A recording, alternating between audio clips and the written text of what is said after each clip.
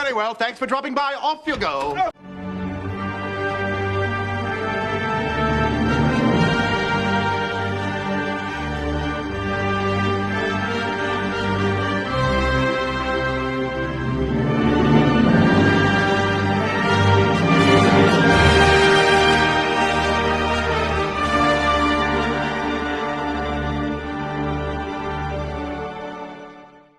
Kathleen Kennedy's background is very interesting, and I did some digging and I discovered some things that might explain something. First off, she is a twin to a woman named Connie Kennedy, who is a producer.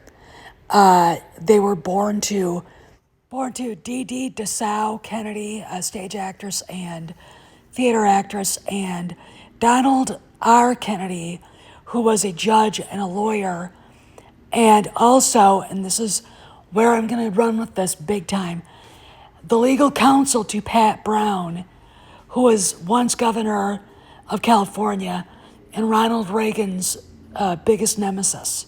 Okay, so she's already got I would say, a hardcore left-wing Democrat background. She has one younger sister named Dana, who's also into film and TV production.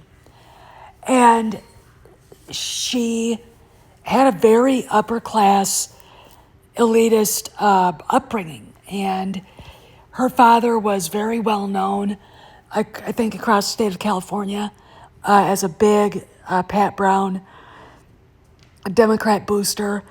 This was at a time where the party was kind of splitting between the regular liberals, which I would consider Bobby Kennedy and Jack Kennedy as being basically the true classical liberals in the Democrat Party, and the hardcore lefties, which obviously Kennedy's father was. Now, I have to say that she didn't have any brothers.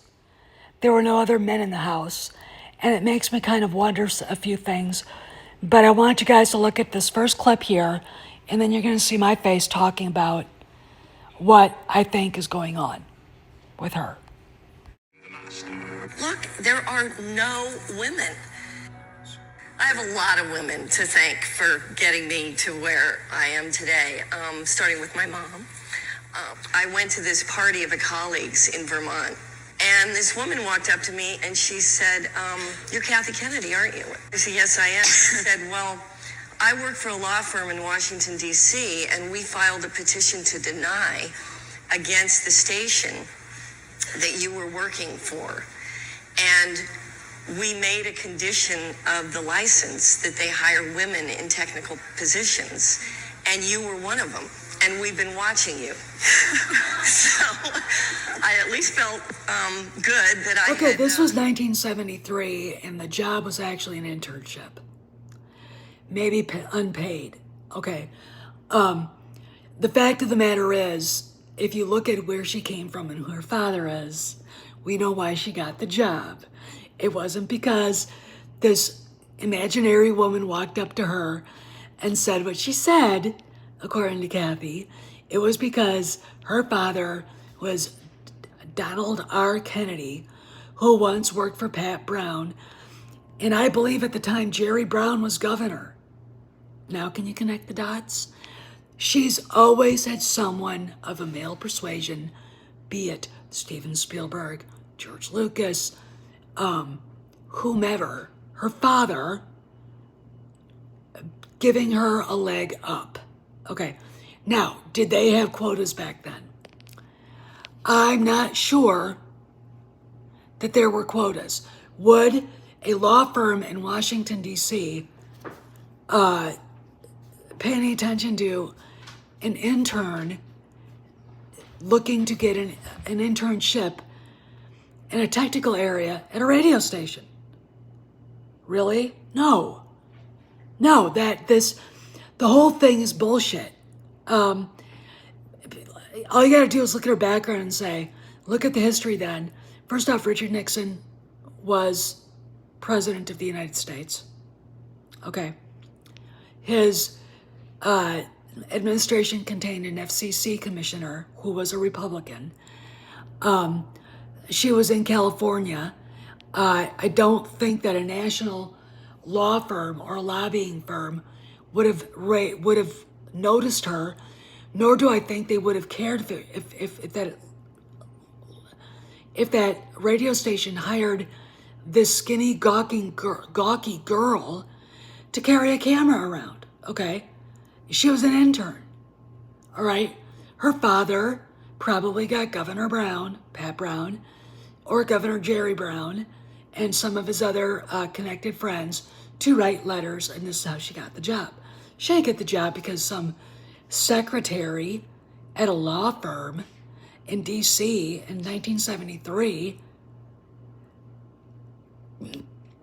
remembers that they knew who she was and wanted her to have this job. I mean, we're talking about federal government versus state. Okay, and threatening to petition to take away their broadcasting license because they weren't going to hire a woman in 1973. You know, I don't believe it. I don't buy it. I'll give you the reason why. Kennedy also tells a story of being at Dulles Airport, waiting to get on a plane at the gate.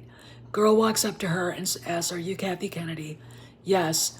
And literally, it's almost the same story, but it's told in a different way. She works for I think it was like some organization in DC, women's rights, blah, blah, blah, the same bullshit. Okay.